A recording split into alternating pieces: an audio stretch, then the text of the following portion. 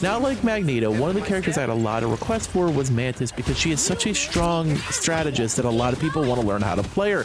And in my opinion, she probably is the strongest of all the strategists coming out of Season 0, with a kit that not only defends herself against diving vanguards and strategists, but the ability to not only boost damage of your teammates as well as heal them. And managing seeds, of course, is going to be important, but she is a character that fundamentally is easy to learn, even though there is nuances that is going to make her much better with a lot of practice. This is very similar to the way Luna Snow works, where on the surface she's not a hard character to learn initially, but will take a lot of practice to get used to knowing when you should use which seed, how to manage your anger. Let's take a look at her abilities. And her left click is called Life Energy Blast. This is your DPS. You're just going to pew pew pew with it, fire an energy thorn, and regain 1 life orb after a critical hit. Her Q is called Soul Resurgence, which is arguably the best ultimate in the game. Release energy around her while moving, providing a healing over time and movement boost for surrounding allies. Excess healing converts to bonus health.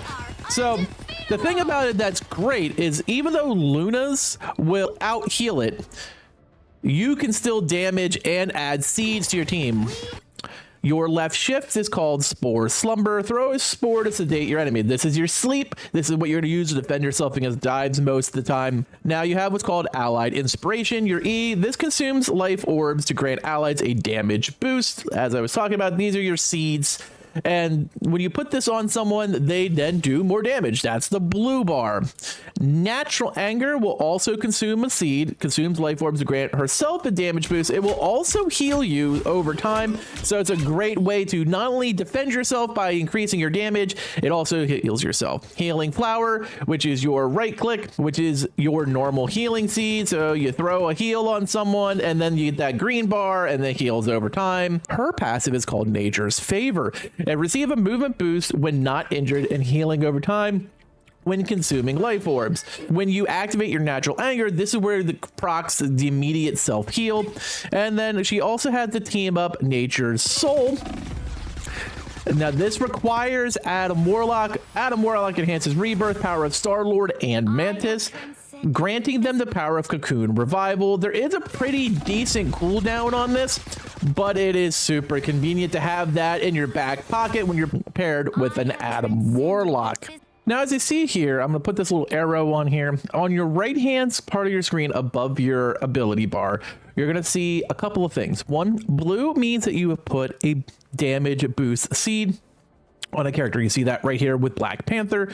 And green means you had put a healing seed, which you see with Doctor Strange, Spider-Man, and Thor. You can have all these seeds up on different people. You can put 2 of the same seed on the same person. So you can have a situation where you have Black Panther with both a healing and a damage seed. I'm going to blow this up here.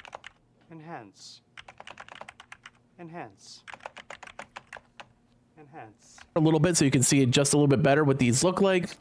And this lets you know what you have on whom, because sometimes you'll throw a seed over, say you want to throw it on the tank, and all of a sudden a DPS or another healer jumps by and you didn't get it on the Vanguard like you were trying to. Instead, you have it on a duelist or a strategist. And this shows you exactly who you have it on. So at all times, you know who your seeds are upon. And it makes it much easier to play knowing that, hey, I have healing on Thor here, but I have damage boost on my duelist and they don't really need healing at the moment. So I don't need to double down on them.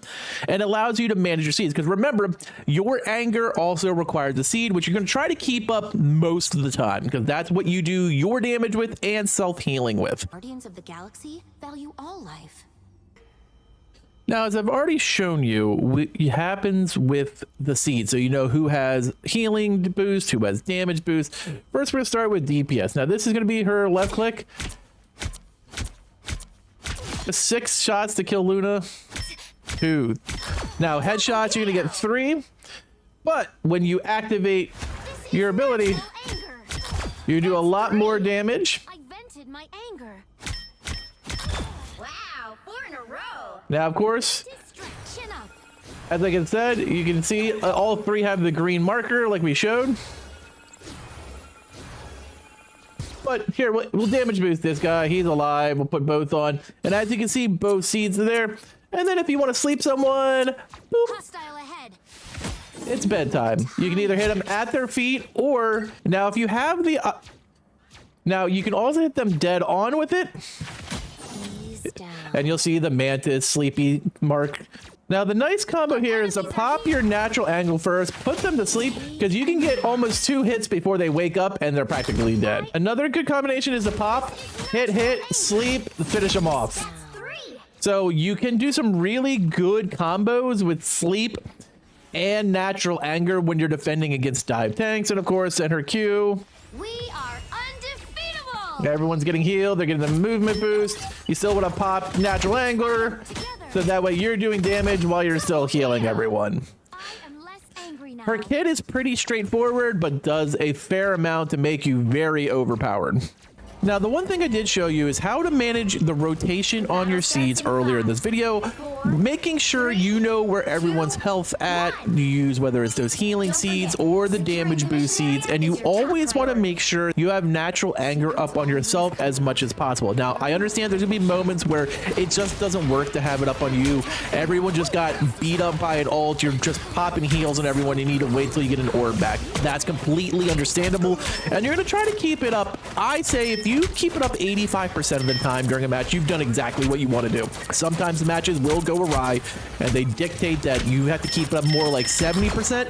You're still at a fair amount of having it, and you're still getting a lot of DPS to help out your teammates, whether it's just damaging opponents so they can clean them up for final kills, or getting final kills yourself. Now, the thing that is great about Mantis is if you do have an Adam Warlock, you do get that extra res, which can come in handy when you're in the middle of a fight. You finally get killed, you can sneak off to the side, you can res yourself. Now, for me, I think she is arguably the easiest character in the game to get to gold 3 if you want to get that golden Moon Knight skin.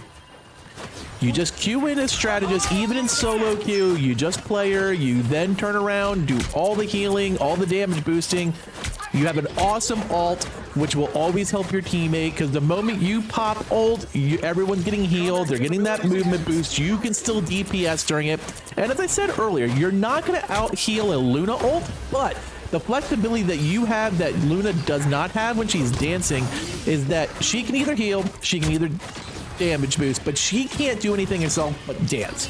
You're gonna heal, you're gonna movement boost just by running around, but you can also include your seeds, you can damage boost your teammates, you can also increase yourself with natural anger, so it gives you more flexibility, which is why I do think it's a better ult than Luna's, even though Luna's can do more natural healing and probably survive a little bit better than her ult can, but I mean, you're talking 1A, 1B.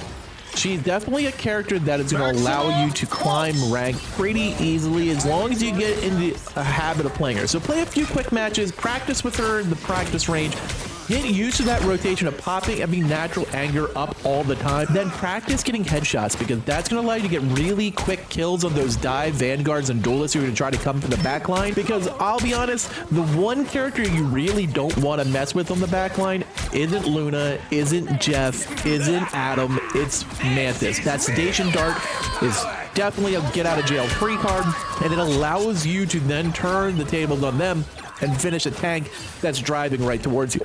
I had this happen with a Venom in comp the other day. He came at me. He was about to try to get me and the Luna. I sedated, took a ton of damage off. She froze. We finished her off.